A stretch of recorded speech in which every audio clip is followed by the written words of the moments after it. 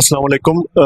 This is Usman Arshad, hope you are doing well. आज की इस वीडियो के अंदर हम लोग बात करने के लिए जा रहे हैं कि मैंने अप्रोक्सीमेटली जब मैं 18 साल का था, मैं सुबह से मेडिसिन खा रहा हूँ एंड ऑन एंड ऑफ जो है वो काम चलता रहता है। और मैंने इस वक्त मार्केट के अंदर सिक्का राइजुल वक्त जितनी मेडिसिन अवेलेबल हैं, अप्रोक्सीमेटली मैंने उसमें से 80% यूज़ की हुई हैं अपने ऊपर। और मैं मेडिसिन को जितना एक्सप्लोर कर चुका हूँ या उसके बारे में एक्सपीरियंस कर चुका हूँ, मेरा नहीं ख्याल कि कोई और शख्स होगा जिसने यूज़ की होंगी।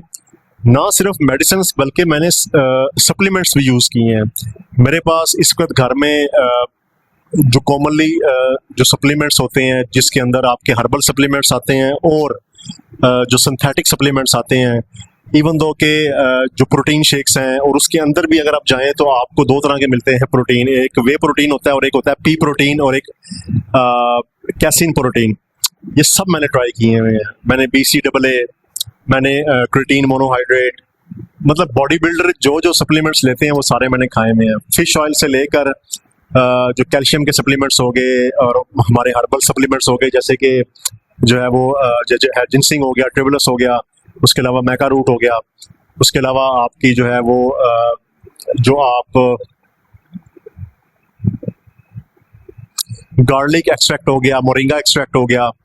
यानी वो मेडिसिन जो कि आप सोच सकते हैं, वो सप्लीमेंट जो कि आप सोच सकते हैं, वो अप्रोक्सीमेटली सारे मैंने यूज़ किए हुए हैं। मेलाटोनिन मैंने यूज़ किया हुआ है। तो मेरे से ज़्यादा मेडिसिन के बारे में कोई बंदा एक्सपीरियंस नहीं कर सकता, बिकॉज इन सारी चीज़ों को एक्सपीरियंस करने के लिए आपको अच्छा खासा पैसा चाहिए, आपको अच्छा खासा बजट चाहिए। उसके बाद आपको इस तरह की एक बॉडी चाहिए जो कि इन तमाम मेडिसिन को सस्टेन कर सके, साइड इफेक्ट ना करे। मुझे तकरीबन जो है वो 99% जो मेडिसिन होती हैं वो साइड इफेक्ट नहीं करती। ओनली एंड ओनली जो एंटीबायोटिक्स होती हैं उसमें भी कुछ ऐसी खास एंटीबायोटिक्स हैं जो कि पेट लूज करती है। एंटीबायोटिक्स भी मैंने सारी खाई हुई अप्रोक्सीमेटली। अगर आप उसकी बात करें, मॉक्सल की बात करें, अगर आप लिफ्लॉक्स की बात करें, अगर आप इवन दो के जो 4th या फिर 3rd जनरेशन जो एंटीबायोटिक्स हैं वो भी मैंने यूज़ की हुई हैं। उसके अलावा आप आ जाते हैं कि जो एलर्जीज़ की होती हैं उसके अंदर वो भी मैंने यूज़ की हुई हैं। और या वो डायबिटीज़ की जो मेडिसिन होती हैं मैंने वो भी यूज़ की हुई हैं। जो इंड्रॉल है वो बेसिकली होती है तो ब्लड प्रेशर के लिए, और मुझे ब्लड प्रेशर नहीं है, मैंने वो भी यूज़ की हुई है। तो इतनी ज़्यादा मेडिसिन यूज़ करने के बाद अगर मैं आपसे कोई बात कहता हूँ तो उसके अंदर वेट होता है, ठीक है। और ये नहीं मैंने एक गोली खाई और मैंने उसको छोड़ दिया। मैं एक मेडिसिन को काफ़ी अर्सा यूज़ करता हूँ और जब तक मैं उसको प्रॉपरली उसको मैं ऑब्जर्व नहीं कर लेता, मैं अपनी राय कायम नहीं करता, मैं आपके साथ शेयर नहीं करता। और मेरा नहीं ख्याल कि आपको अगर कोई ऐसा अच्छा, इवन दो कि मैंने इंजेक्शंस भी लगवाए हुए हैं, ठीक है। कुछ इंजेक्शन में अभी उसके साथ मेरी एक्सपेरिमेंटेशन चल रही है। कुछ मैंने जो है वो लगवाने हैं फ्यूचर में। न्यूरोबैन लगवाया हुआ है, B12 लगवाया हुआ है, B12 के सप्लीमेंट्स मैंने खाए हुए भी हैं। और न्यूरोबैन बहुत खाया है, मतलब दिन में 2 बार भी यूज़ किया हुआ है। इससे भी मैं भी 3 दफ़ा भी किया हुआ, मुझे याद नहीं है। और इसके अलावा कुछ एंटीबायोटिक्स के इंजेक्शन से मैंने वो भी यूज़ किए हुए हैं। तो आमतौर पे ये होता है कि अच्छा, मैंने पेट की गोलियां भी खाई हुई हैं। यानी कि जिन लोगों को जो है वो एसिडिटी होती है, गैस होती है, उसके अंदर आपकी जो है वो ओमेप्राजोल, इसोमेप्राजोल, उसके अलावा H2F, ये तमाम के तमाम एंजाइम्स हो गए, ये सारा कुछ मैंने यूज़ किया हुआ है। जितनी मेडिसिन मैं खा चुका हूँ ना, अच्छा, जिस बंदे को हार्ट का मसला होगा वो सिर्फ हार्ट की खाएगा, जिसको BP होगा वो सिर्फ BP की खाएगा, जिसको डायबिटीज़ है वो सिर्फ डायबिटीज़ की खाएगा। मैं शायद वो वाइस शख्स हूँ जिसने over the period of like since 2006 and और 2007 मैंने अप्रोक्सीमेटली तमाम डायमेंशंस की जो मेडिसिन हैं वो खाई हुई हैं, ठीक है। ना सिर्फ कोई एक खास जो है वो डिसिप्लिन की नहीं।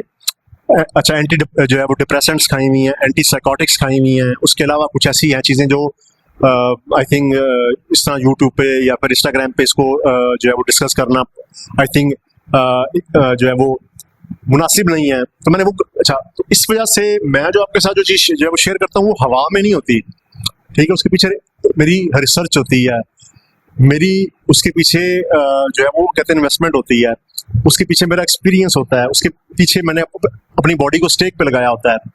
उसके साथ साथ मैं कोई भी दवाई ऐसे नहीं खा लेता कि मेरे सामने एक दवाई आई, उसको मैंने देखा, उसको मैंने खा लिया, ऐसे नहीं होता।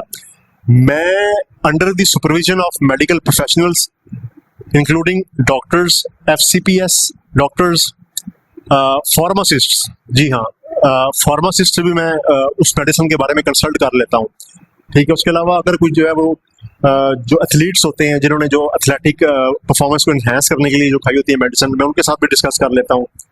जिम में जो मेडिसिन यूज होती हैं, जो कुछ होता है, वो भी कुछ मेरे पास इस तरह के सोर्सेज हैं कि मैं उनके साथ डील करता हूँ डिस्कस, उसके बाद मैं उसको ट्राई करता हूँ। यानी under the supervision of experts मैं कोई भी सप्लीमेंट मेडिसिन लेता हूं तो उनसे, उनकी इजाज़त से, उनके शेड्यूल से, उनकी इंस्ट्रक्शन के मुताबिक लेता हूं। मैं ऐसे नहीं ले लेता। दैट्स वाई अभी तक मैं सर्वाइव किया हुआ हूँ। और आजकल मेरा जो इंटरेस्ट है वो मोस्टली एंटी एजिंग पे है कि how to reverse age, because मैं ये समझता हूँ कि मैंने अपनी बॉडी को, जो मेरी एज है उससे मैंने उसको रिवर्स करना है। और ये आजकल बड़ा हॉट टॉपिक है, हर शख्स ये काम नहीं कर सकता, लेकिन ये ऑन गोइंग डिबेट है कि आप अपनी लाइफ को एक्सटेंड कैसे कर सकते हैं, क्योंकि हमें ये पता है कि इस तमाम बीमारियों की जो जड़ है, ठीक है, सिवाय इन्फेक्शंस के, वो एजिंग है। एजिंग सबसे बड़ी बीमारी है। हर बीमारी की जो जड़ है ना, या जिसे कहते हैं कि मदर ऑफ ऑल डिजीजेस, वो एजिंग है। अगर आप इस एजिंग को रोक लेंगे तो आप बहुत सारी बीमारियों को रोक लेंगे, आपको वो बीमारियां नहीं लगेंगी।